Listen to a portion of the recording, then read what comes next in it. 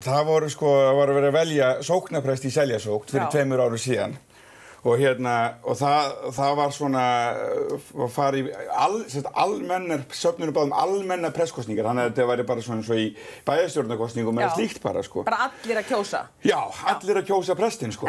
Og þetta var, maður svo sem ekki mikið í pólitík, sko, eða þannig og ekki, kann þetta ekkert nákvæmlega.